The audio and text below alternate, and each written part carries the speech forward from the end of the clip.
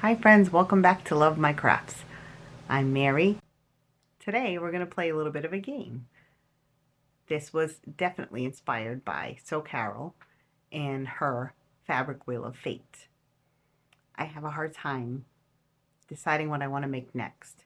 When I have some plans, because I have something coming up, then I kind of try to rush and get that done, but there's so many things I want to do, and then I think, oh, I want to do this and that, and then I don't get to it. So I said, well, maybe I can stick to having some plans, but at the same time, I'm going to, every little project I've put aside that said I'm going to do when I get a chance, I put into a project bag.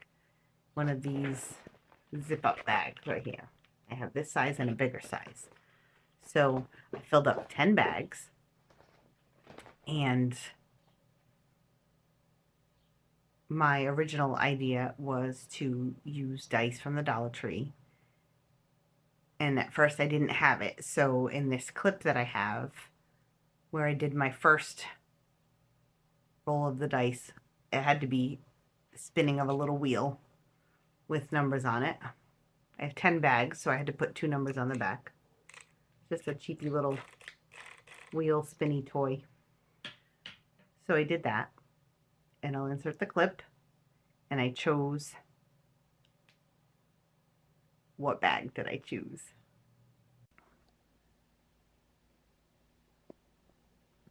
Okay, there are 10 project bags here, and a kitty. And I haven't had a chance to get dice yet. So I have this awful looking thing. It only had 8 spaces. I threw the 9 and 10 on the back. Figure I can only do one at a time anyway. So I'm going to put this up on this shelf right here.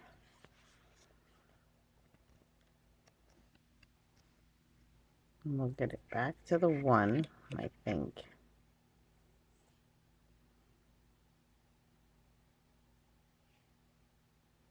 Sorry, my shaky hand. And I'm going to spin it, and then we'll see what's in the bag.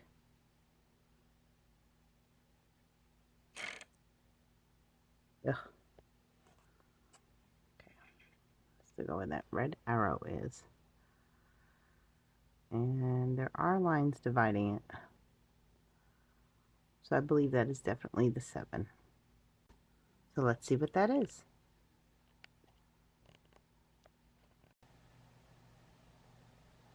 Okay, let's see. This is bag number 7. This is an easy one. I found, so it's mug rug patterns from Lisa Cape and Quilts. And I put a little note to use my scan and cut. And I just threw some random fabrics in here to make the bag. We have butterfly fat quarter from, I'm sorry for the lighting. My good light's in the other room. Butterfly fat quarter from Dollar Tree. This was another fat quarter from Dollar Tree. So this could make a nice springy mug rug. And then this. And I can throw anything else in there that I want. But it all depends on which mug rug pattern I pick. That's a random rainbow piece. These were just grabbed out of my scrap bin. So let's see what I put in this envelope. Some of them have a mystery pattern in there. Some of them have 2 patterns to choose from. Some of the bags have just a fabric, and I have to come up with a pattern. So this one has fall leaves. We don't want that one. My friend Fred, I've made this one. I have it at work. It's so cute. I don't think I have enough fabrics here, and I'd have to go digging more. I think The reason I put it in here, the thing is this would make two, I believe it makes,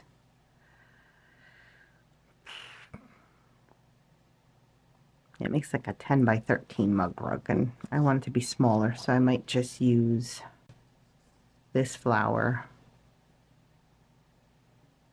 And obviously I'll have to find some green, because I don't think there's any green in these choices. Just make a little mug rug. If not, there's plenty more to choose from. But this is what I put in here, so this is what I gotta go with. Okay, so I'll be back when I have a mug rug all put together. All of this will turn into, magically, a mug rug. Okay, so I had bag number 7. And I noticed that I didn't really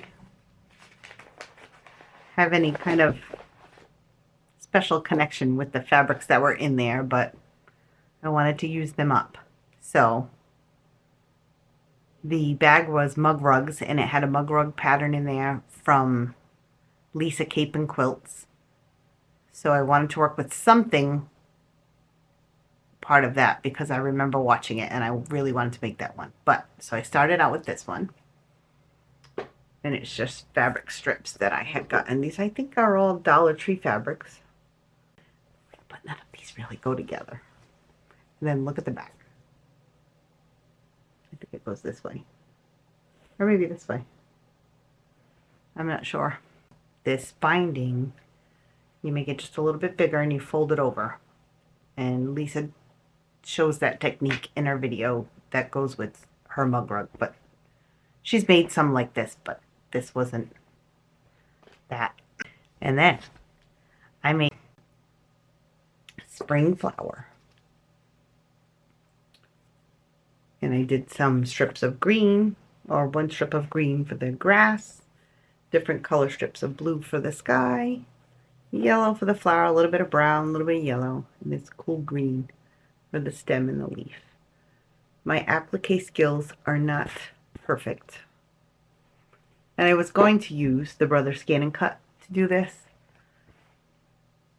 but I just did it put the heat and bond on, trace it on the heat and bond. Trace the pattern on the heat and bond. Cut it out of the fabric, and always make sure you put the heat and bond on the back of the fabric. I think one of my little circles I did it the opposite. You cut it out, you press it all in place, and then you pick whatever stitches you want to do. I did some zigzag and basically straight stitching. And I did another self-bound binding. And I love how, with all the line, like I quilted all the lines of the strips, and then I love how the flower stands out even on the back. So it's cute on both sides. So if you make a spill of coffee, you flip it over. It's my favorite. This one's my favorite. This will brighten my day at work. I'll show you the other one, but it does have lines on it because I only quilted half of them.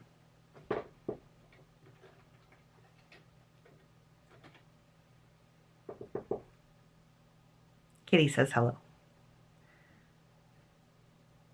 So I'll show you this side because it doesn't have any other. Here's these sunflowers again, I think.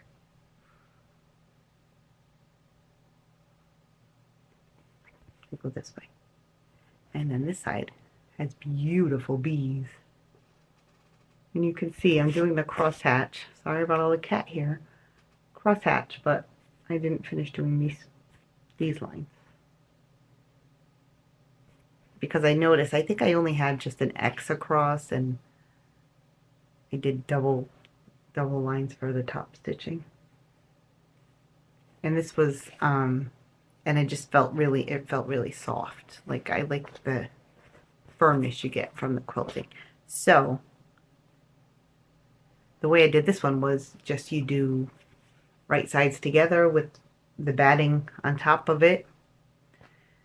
You sew 1/4 inch all the way around, leaving an opening, and you turn it. And then obviously you press it, you push out your corners, you press in the opening, and you top stitch around the opening, and then you can do whatever you want. This one's really easy and you can make a whole bunch if you wanted to this way. This is how I make coasters too. But those are the 3 I made. And I like doing something different. It got me inspired. And I already thought of something else I want to make, which is a needle book. And I haven't put that into the rotation yet. So we'll see what I'm going to pick. So right now it's time to roll. And I think if I move some things, you'll get to watch me roll. Okay, you ready? Here we go. Here's my dice from the Dollar Tree. Obviously, if it goes over 10, we have to re-roll. So there's one. I'll come back. And there's the other. So let me just push it backwards. You can see that's a 4 and a 1. So it's 5. Let me go get that bag. Okay. Number 5. You can see that sticker. It's a 5. This is very exciting. This is a sheet that I thrifted from Salvation Army. It was a long twin set, flat and fitted. So really pretty colors. And I've been wanting to make a nightgown that will be comfortable and sleeveless for the summer, because even with the air conditioning on, I can't handle it. So my 2 choices are New Look 6866, which is a woven dress pattern, but it'll suit the purpose. Or New Look 6619, the View, either one. I don't know if I'll have to go in the different directions. View A. And I have plenty. I have some left over from, I had used it for muslin before, but I have plenty left to make a nightgown. So that's my Dice of Fate. I don't know. Sewing Project Dice.